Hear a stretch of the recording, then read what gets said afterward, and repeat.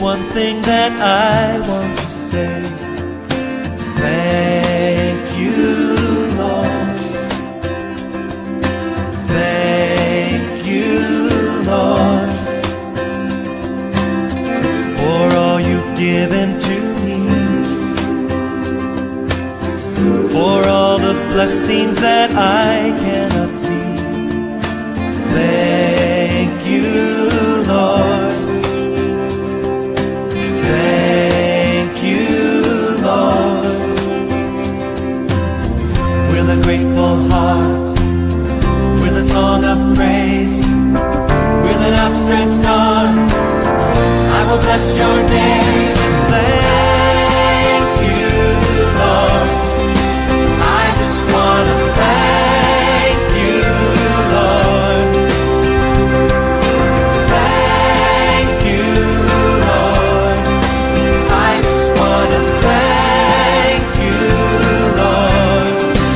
Thank you, Lord.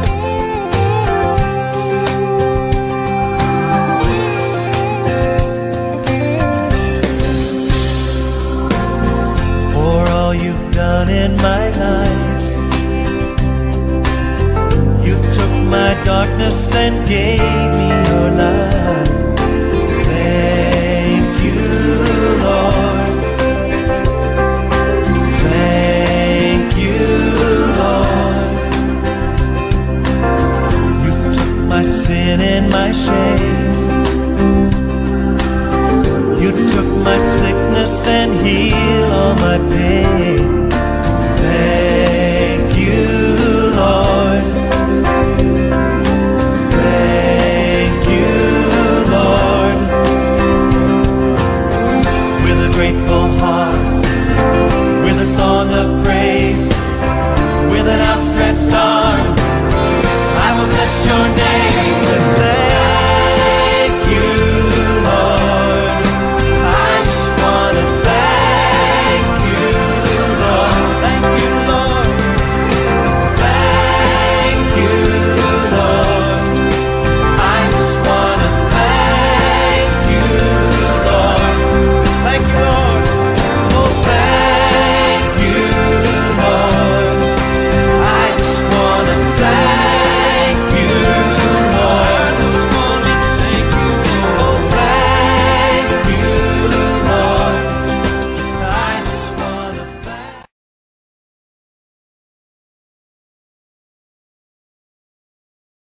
Happy birthday, Casey. Salamat sa buhay mo at salamat sa Panginoon. Biniyaan ka naman ulit ng bagong pagkakataon, bagong panahon at bagong pag-asa, bagong buhay. So, salamat sa pagiging masunurin at sa nagsusumikap na baguhin ang dapat baguhin, no? At nakikita ko talaga yung pagtatyaga mo, nakikita ko yung pagpupursige mo. So ako'y nagagalak, ako'y natutuwa at ang Panginoon ay mas lalong natutuwa. So happy birthday, no? Andito lang ako bilang isang kapatid, ate, no?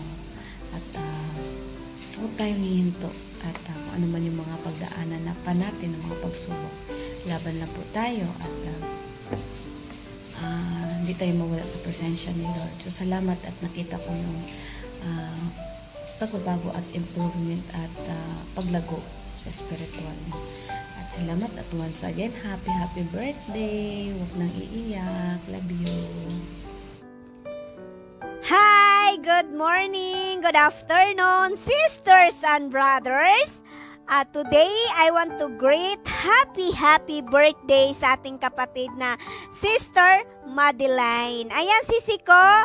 Sorry po, sisi ko. Hindi ko talaga alam na birthday mo pala today. Ayan, so, bago po ako mag-greet po sa iyong birthday, sisi ko, meron po akong Bible verse na, ito po yung Bible verse ko. Ibibigay ko po sa iyo sa Psalm chapter 46 verse 1. God is our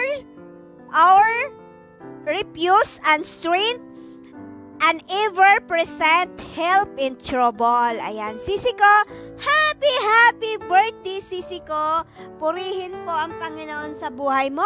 Magpatuloy ka lang po sa iyong paglilingkod sa ating Panginoon. Magpatuloy ka po na hanapin mo po ang presensya sa atong Ginoo, no?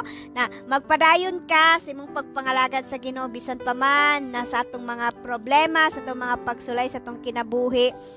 Padayon lang, no? Padayon lang na anaarag yun ang Ginoo diha. Basta ang ato ang kasing-kasing alain lang yun sa atong Ginoo nga magpaubos ra kita permente kay wala gyud kumo sa pagpaubos sa Ginoo kay ang mga anak sa Ginoo naagyo diha ang magpaubos. Ayan, sisi ko, happy birthday and God bless you more and lalong-lalo na po sa iyong pamilya. Ayan po. Ayan, happy birthday, sisi ko. Kantahan po kita. Happy birthday to you. Happy birthday to you. Happy birthday, happy birthday. Happy birthday to you. Maligayang bati, maligayang bati. Ayan, happy birthday, sisi ko, Madeline. God bless you more and I love you with the love of the Lord. Mwah, I love you. Isang mapagpalang araw po. Ako nga po si Lizel, aka Emuhara ko. Nataos po sa bumabati sa kapatid natin, si Midilin. Happy birthday sa iyo, kapatid. And God bless. Marami pang blessings, birthdays na darating sa buhay mo. At patuloy lang tayo sa paglingkod sa ating mahal na Panginoon. Patuloy lang tayo sa paglakad sa katwiran. At patuloy lang tayo magpagamit sa ating mahal na Panginoon. At gabayan ka po lagi ng ating mahal na Panginoon. Laging pangunahan ka sa bawat desisyon mo sa buhay. Pagpatuloy mo lang ang iyong nasimulan para gabayan lagi ang iyong pamilya at ilayo sa kapahamakan, ilayo sa kasakitan, at bigyan ka lagi ng kalakasan at bigyan ka lagi ng blessings na nagmumula sa ating mahal na Panginoon. Once again, happy birthday, kapatid. God bless po. Good morning, everybody. Have a blessed morning. Thank God kasi sa pagising ko, yan, may nag-message sa akin na gagawad ako ng counting message para sa pinakahalaga sa isang anak ng Diyos ngayon. Sa oras na ito, kaarawan po niya. Alam niyo, kasabay din siya ng birthday ng aking anak ngayon.